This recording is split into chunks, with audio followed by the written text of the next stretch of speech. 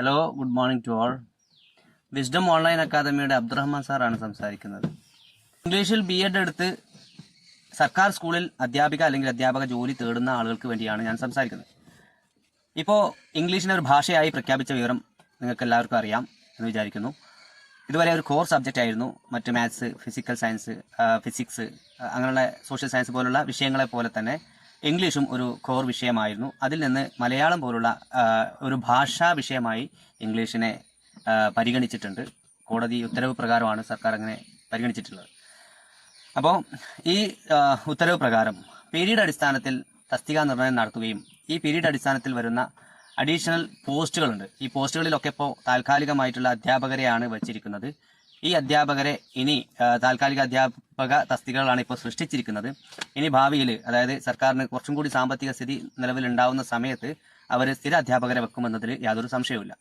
അപ്പോൾ ഞാൻ നിങ്ങളോട് പറയാനുള്ളൊരു കാര്യം, നിങ്ങൾ PSCക്ക് പ്രിപ്പയർ ചെയ്യുകയാണെങ്കിൽ, അതായത് ഒരു സർക്കാർ സ്കൂളിൽ അധ്യാപിക അല്ലെങ്കിൽ അധ്യാപക ജോലിക്ക് വേണ്ടി പ്രിപ്പയർ ചെയ്യുകയാണെങ്കിൽ വളരെ നന്നായി നിങ്ങൾ പഠിക്കാം. നിങ്ങൾ പഠിച്ചിട്ടുണ്ടെങ്കിൽ തീർച്ചയായിട്ടും അടുത്ത കാലങ്ങളിലായിട്ട് വളരെ ഈ ഒഴിവുകളൊക്കെ സ്ഥിരമായിട്ട് വെക്കുകയാണെങ്കിൽ തീർച്ചയായിട്ടും അവിടെയൊക്കെ നല്ല പോസ്റ്റിങ്ങിനുള്ള സാധ്യതയാണുള്ളത്. അപ്പോൾ ഈ പോസ്റ്റിലേക്ക് നമുക്ക് ജോലി കിട്ടണമെങ്കിൽ കാലാകാലങ്ങളായി അല്ലെങ്കിൽ കുറേ വർഷങ്ങളായിട്ട് ഇതിനുവേണ്ടി പ്രിപ്പയർ ചെയ്തുകൊണ്ടിരിക്കുന്ന ആളുകളുണ്ട്. ചില ആളുകൾ സ്ഥിരമായി പ്രിപ്പയർ ചെയ്തുകൊണ്ടിരിക്കുന്നു, കുറേ ആളുകൾ ജോലി കയറിപ്പോയിട്ടുണ്ട്, ചില ആളുകൾ ജോലി കാത്തു നിൽക്കുന്നു. അങ്ങനെയുള്ള ഒരു സ്ഥിതിയാണ് ഇപ്പോൾ. പക്ഷേ ഇപ്പോൾ തുടക്കക്കാരായിട്ടുള്ള ആളുകളും അതുപോലെ തന്നെ ഇപ്പോൾ ഈ ജോലിക്ക് വേണ്ടിയിട്ട് ശ്രമിച്ചുകൊണ്ടിരിക്കുന്ന ആളുകളും വളരെ നന്നായിട്ട് ഓരോ ഏരിയയും വളരെ നന്നായി പ്രിപ്പയർ ചെയ്തിട്ടുണ്ടെങ്കിൽ അടുത്ത വരുന്ന ലിസ്റ്റിൽ ആദ്യത്തിലേക്ക് എത്താൻ സാധിക്കും. ഏത് ലിസ്റ്റിലാണെങ്കിലും ആദ്യത്തെ ഇപ്പോൾ മലപ്പുറം ജില്ലയിലൊക്കെ ആണെങ്കിൽ ആദ്യത്തെ ഒരു 50ന്റെ ഉള്ളിൽ എത്തുക. അതുപോലെ തന്നെ മറ്റ് ജില്ലകളിലൊക്കെ ആണെങ്കിൽ ആദ്യത്തെ ഒരു 10ന്റെ ഉള്ളിൽ, റാങ്ക് 10ന്റെ ഉള്ളിൽ അല്ലെങ്കിൽ 15, 20ന്റെ ഉള്ളിൽ തന്നെയെങ്കിലും എത്താൻ ശ്രമിക്കാം. അപ്പോൾ അങ്ങനെ ആകുന്ന സമയത്ത് ഏത് കാറ്റഗറിയിൽപ്പെട്ട ആളാണെങ്കിലും അവർക്ക് ജോലി കിട്ടും. അപ്പോൾ ഈ ജോലി കിട്ടാൻ വേണ്ടിയിട്ട് നിങ്ങൾ എന്ത് ചെയ്യണം എന്നുള്ളതാണ്. ഒന്നുകിൽ നിങ്ങൾ സെൽഫായിട്ട് നല്ലവണ്ണം പ്രിപ്പയർ ചെയ്യാം.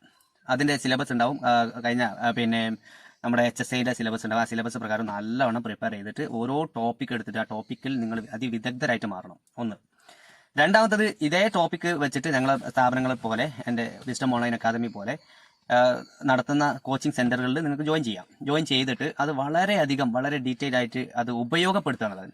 ഏതെങ്കിലും ഒരു കോച്ചിങ് സെന്ററിൽ പോയിട്ട് ജോയിൻ ചെയ്യാനോ ഫീസ് കൊടുക്കാനോ എല്ലാവർക്കും കഴിയും. പക്ഷേ അത് ഉപയോഗപ്പെടുത്താൻ കുറച്ച് ആൾക്കാർക്കേ പറ്റുള്ളൂ. ആരൊക്കെയാണോ ഇത് ഉപയോഗപ്പെടുത്തുന്നത് അവർക്കാണ് ഈ ജോലിയും അതുപോലെ തന്നെ റാങ്ക് ലിസ്റ്റിൽ ആദ്യത്തിൽ വരുന്നതൊക്കെ. അപ്പം ചില ആളുകൾ വിചാരിക്കും നമ്മൾ ഓക്കെ നമ്മൾ പഠിച്ചിട്ടുണ്ടാവും, അതുകൊണ്ട് ഈ പരീക്ഷയ്ക്ക് നമുക്ക് എന്തായാലും കിട്ടുമെന്നുള്ള രൂപത്തിൽ പോയിട്ട് പരീക്ഷ എഴുതും. പക്ഷെ അവർ എന്താ സംഭവം എന്ന് വെച്ചിട്ടുണ്ടെങ്കിൽ അവരെ തന്നെയാണ് കമ്പയർ ചെയ്യുന്നത്. കഴിഞ്ഞ പ്രാവശ്യം ചിലപ്പോൾ അവർ പരീക്ഷ എഴുതിയിട്ടുണ്ടാവും. അപ്പോൾ ആ പരീക്ഷ എഴുതിയിട്ട് അവർ വിചാരിക്കുകയാണ് അതിനേക്കാൾ നന്നായി ഞാൻ പ്രിപ്പയർ ചെയ്തിട്ടുണ്ടല്ലോ ഈ പ്രാവശ്യം, അപ്പോൾ അതുകൊണ്ട് ഈ ലിസ്റ്റിൽ ആദ്യം ഞാൻ വരും എന്നുള്ള ആ ഒരു ധാരണയാണ് അവർക്കുണ്ടാവുന്നത്. അപ്പോൾ വാസ്തവത്തിൽ എന്താ സംഭവിക്കുന്നത്, ഓരോ വർഷവും ഈ കോച്ചിങ് സെന്ററുകൾ ഇഷ്ടംപോലെ ഉണ്ട്. അപ്പോൾ ഈ കോച്ചിങ് സെന്ററുകളിൽ ഓരോ കുട്ടിക്കും അത്രത്തോളം ഓരോ ടോപ്പിക്കിൽ നിന്നും വളരെ ഡീപ്പായിട്ട് ക്ലാസ്സുകൾ എടുത്തു കൊടുക്കും. അപ്പോൾ ആ ക്ലാസ്സുകൾ എടുത്തു കൊടുക്കുന്ന സമയത്ത് കുട്ടികൾക്ക് അത്യാവശ്യം ഓരോ ടോപ്പിക്കിലും നല്ല അവഗാഹം ഉണ്ടാവും. മാത്രമല്ല ഒരുപാട് എക്സാമുകളൊക്കെ നടത്തി ആ ടോപ്പിക്കിൽ നല്ല നോളജ് ഉണ്ടാക്കി കൊടുക്കും. അങ്ങനെ പരീക്ഷ വരുന്ന സമയത്ത് ഈ ഇത്തരം ടോപ്പിക്കിൽ ഏറ്റവും ഡീപ്പ് നോളജ് ആർക്കാണുള്ളത് അവരായിരിക്കും പിന്നീട് ലിസ്റ്റിൽ വരുന്നത്. അപ്പോൾ നമ്മൾ എന്ത് ചെയ്യും, നമ്മളെ തന്നെ കമ്പയർ ചെയ്ത ആ ആളുകൾ ലിസ്റ്റിന്റെ വീണ്ടും പിറകോട്ട് പോയി ഒന്നുകിൽ സപ്ലിമെന്ററി ലിസ്റ്റിൽ അല്ലെങ്കിൽ മെയിൻ ലിസ്റ്റിൽ ഏറ്റവും അവസാനത്തിലേക്ക് വരും. അപ്പം അങ്ങനെ ജോലി ആഗ്രഹിച്ചുകൊണ്ട് ജോലി കിട്ടാതെ പോകുന്ന ഒരുപാട് ആളുകൾ ഉദാഹരണങ്ങൾ ഇഷ്ടം പോലെ ഉണ്ട്. അപ്പോൾ ഞാൻ കഴിഞ്ഞ പ്രാവശ്യം HSC ഇംഗ്ലീഷിന് പ്രിപ്പയർ ചെയ്ത് 12ാം റാങ്ക് വാങ്ങിയ ഒരു ആളാണ്, ജോലി കാത്തിരിക്കുന്ന ഒരാളാണ്. അപ്പോൾ എൻ്റെ സ്ഥാപനമാണ് വിസ്ഡം ഓൺലൈൻ അക്കാദമി എന്ന് പറയുന്നത്. അപ്പോൾ ഈ അക്കാദമിയിൽ വളരെ നല്ല ഇൻറ്റൻസീവ് ആയിട്ടുള്ള ക്ലാസ്സുകൾ കൊടുക്കുന്നുണ്ട്. ഓരോ ടോപ്പിക്കിനെയും വളരെ ഡീപ്പായിട്ടുള്ള ക്ലാസ്സുകളാണ് കൊടുക്കുന്നത്. അപ്പം ആർക്കെങ്കിലും ജോയിൻ ചെയ്യാൻ നിങ്ങൾക്ക് താല്പര്യമുണ്ടെങ്കിൽ മാത്രം മതി. നിങ്ങൾക്ക് ഈ 9544345054 എന്ന് പറയുന്ന നമ്പറിൽ വാട്സപ്പ് ഉണ്ട്, കോൾ ചെയ്യാൻ പറ്റും. ഈ നമ്പറിൽ 95 44 34 5054 ഈ നമ്പറിൽ വാട്സപ്പ് ചെയ്യാം, കോൾ ചെയ്യാം, ഒക്കെ ചെയ്യാം.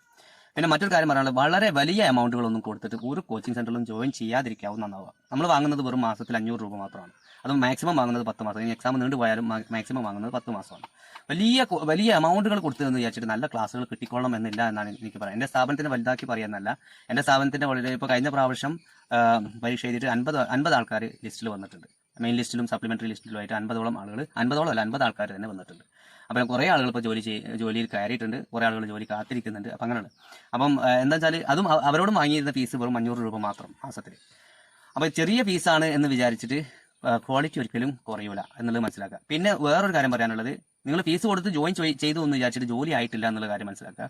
നിങ്ങളെ ഭാഗം ചെയ്യേണ്ട കാര്യങ്ങൾ വീണ്ടും വീണ്ടും പഠിച്ചുകൊണ്ട് അത് റിവൈസ് ചെയ്തുകൊണ്ട് പിന്നെ മുന്നോട്ട് പോയാൽ മാത്രമേ നിങ്ങൾക്ക് ജോലി കിട്ടുള്ളൂ എന്നുള്ള കാര്യം നിങ്ങൾ മനസ്സിലാക്കണം. ഓക്കെ, അപ്പോൾ ആരെങ്കിലും ജോയിൻ ചെയ്യാൻ താല്പര്യം ഉണ്ടെങ്കിൽ ജോയിൻ ചെയ്യാം. എല്ലാവർക്കും ശുഭദിനം. എല്ലാവരും റാങ്ക് ലിസ്റ്റിൽ എത്തട്ടെ എന്ന് ആശംസിക്കുന്നു. താങ്ക്